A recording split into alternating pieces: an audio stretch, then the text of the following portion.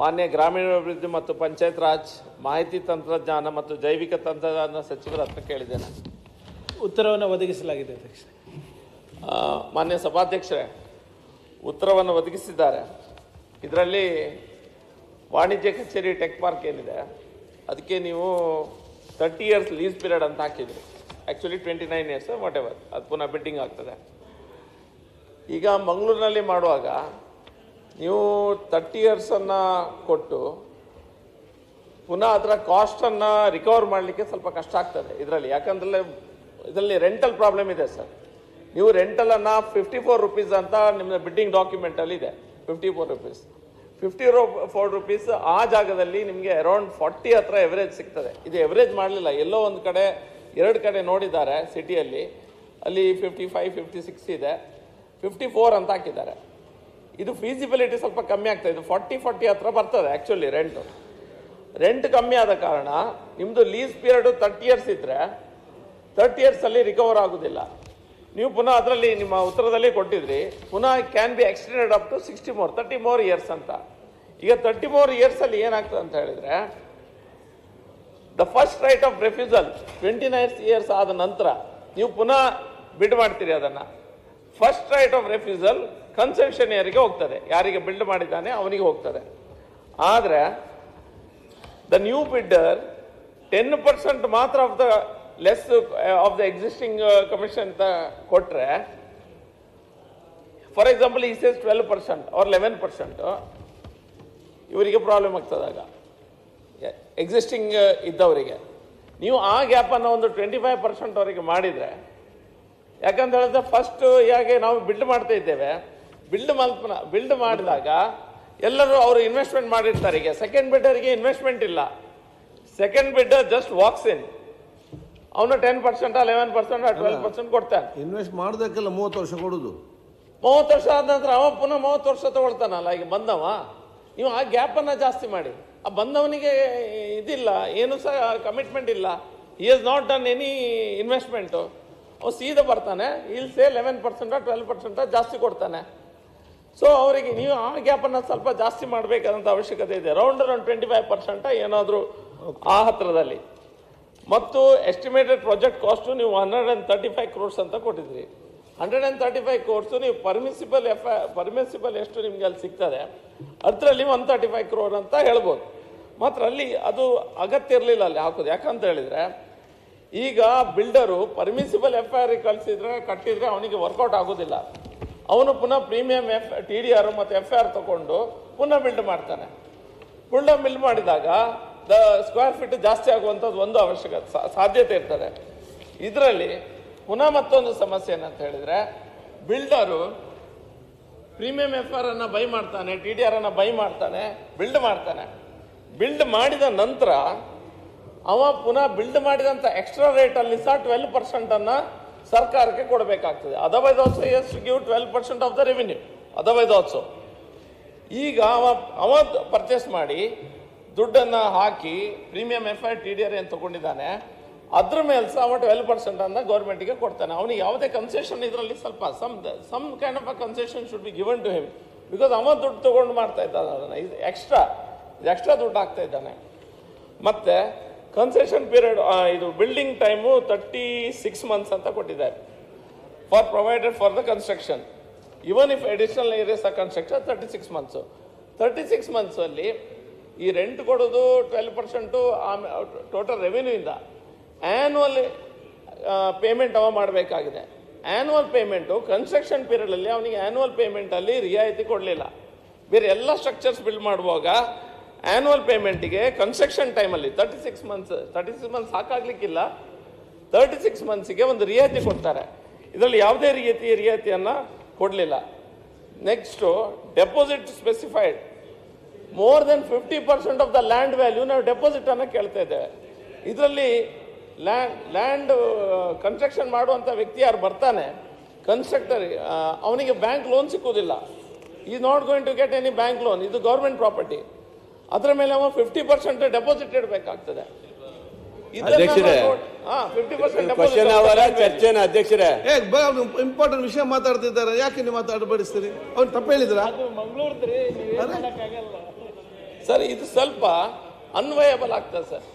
ಇದನ್ನ ಒಂದ್ಸತಿ ಮತ್ತೊಮ್ಮೆ ಮಿನಿಸ್ಟರ್ ಅವರು ಲೋಕಲ್ ಅಲ್ಲಿ ನಮ್ಮ ಕ್ರೆಡೆ ಅವರು ಇದ್ದಾರೆ, ಚಾರ್ಟರ್ಡ್ ಅಕೌಂಟೆಂಟ್ಸು ಮತ್ತೆಲ್ಲ ಇಂಜಿನಿಯರಿಂಗ್ ಫೀಲ್ಡ್ ಅಲ್ಲಿ ಇದ್ದಾರೆ. ಒಂದ್ಸತಿ ಕರೆದು we need to revisit this sir. ಮಂತ್ರಿಗಳೇ ಖಾದರ್ ಅವರೇ, ಸಭಾಧ್ಯಕ್ಷರೇ ಇದನ್ನ ಸ್ವಲ್ಪ ನೀವು ನಿಮ್ಮ ಏರಿಯಾ ನೀವು ಇದರಲ್ಲಿ ಇದ್ದೀರಿ, ಒಂದ್ಸತಿ ಕರೆದು ಇದ್ರ ಬಗ್ಗೆ if you revisited something can be worked out. ಇದು ರೆಂಟ್ ಎಲ್ಲ ತುಂಬಾ ಹೈ ಇದೆ, ಇದು ವರ್ಕೌಟ್ ಆಗುದಿಲ್ಲ. ಫಸ್ಟ್ ಪ್ರಾಜೆಕ್ಟ್ ಸರ್ಕಾರದ ಸರ್, ಇದ್ರ ಬಗ್ಗೆ ಹೇಳ್ತಾರಲ್ಲ ಈಗ ಮಂತ್ರಿ.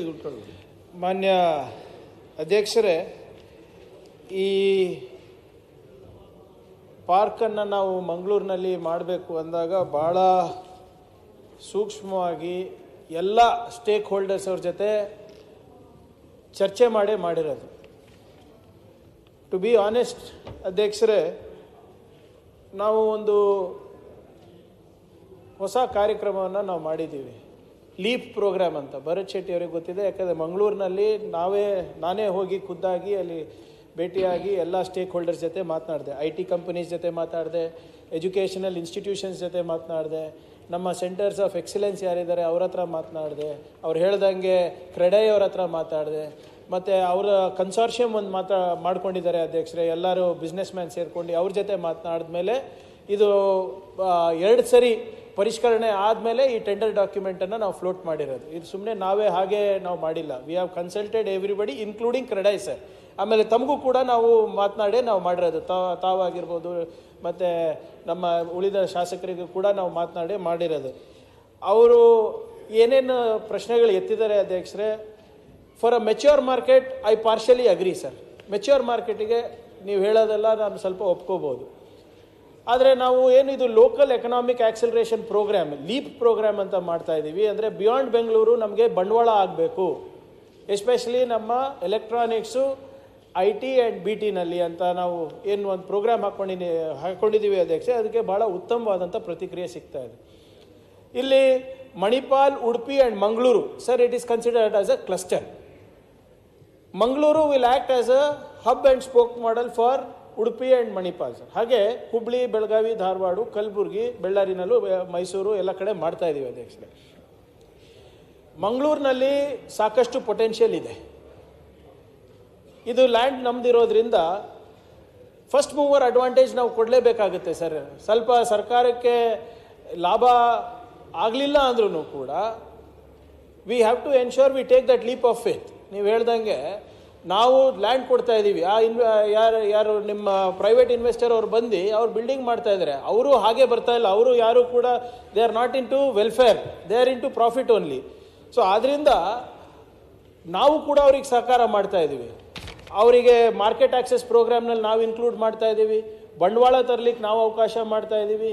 ನ್ಯಾನೋ GCCs ಅಂದರೆ ನ್ಯಾನೋ ಗ್ಲೋಬಲ್ ಕೇಪಬಿಲಿಟಿ ಸೆಂಟರ್ಸ್ ಅಂತ ನಾವು ನಿಮ್ಮ ಭಾಗದಲ್ಲಿ ಮಾಡ್ತಾ ಇದ್ದೀವಿ. ನಿಮ್ಗೆ ಗೊತ್ತಿರೋ ಹಾಗೆ ಅಧ್ಯಕ್ಷರೇ, ಅಲ್ಲಿ ಒಂದು ಡೆನ್ಮಾರ್ಕಿನ ಒಂದು ಹೆಲ್ತ್ GCC ಈಗ 835 ಜನ ಅಲ್ಲಿ ಕೆಲಸ ಮಾಡ್ತಾ ಇದ್ದಾರೆ ಅಲ್ಲಿ, including the top leadership of Denmark sits in Mangaluru. So ನೀವು ಹೇಳಿದ್ದೆಲ್ಲ ನಾವು ಮತ್ತೊಮ್ಮೆ ಪರಿಶೀಲನೆ ಮಾಡ್ತೀವಿ. ಆದರೆ ನಾವು ನೀವೇನು ಹೇಳ್ತಾ ಇದ್ರೆ 12% ಕೊಡಬೇಕಾಗಿತ್ತು ಅಥವಾ 54 ರೂಪೀಸ್ ವರ್ಕೌಟ್ ಆಗ್ತಾ ಇಲ್ಲ, ಅದು ನಾವು ನೋಡೋಣ ಅಧ್ಯಕ್ಷರೇ. ಈಗ ಪ್ರಾರಂಭ ಆಗಲಿ, ಕೆಲಸ ಪ್ರಾರಂಭ ಆಗಲಿ, ಅದಾದಮೇಲೆ ಏನಾದರೂ ಸರಳೀಕರಣ ಮಾಡಬೇಕು ಅಂದರೆ ಮಾಡೋಣ. But as of now sir, we have consulted every builder, we have consulted CREDAI, we have in fact Karnataka digital economy ಮಿಷನ್ದವರಿಗೆ ಅಲ್ಲೇ ನಾವು ಬಿಟ್ಟಿದ್ದೀವಿ. ನಮ್ಮ ಅಶ್ವಥ್ ನಾರಾಯಣ್ ಸಾಹೇಬರು ಕೂಡ ಇಲ್ಲಿ ಕೂತಿದ್ರು, ಅವರು ಸಚಿವರಿದ್ದಾಗ ಅವರು ಕೂಡ ಇದು ಪ್ರಯತ್ನ ಮಾಡಿದ್ರು.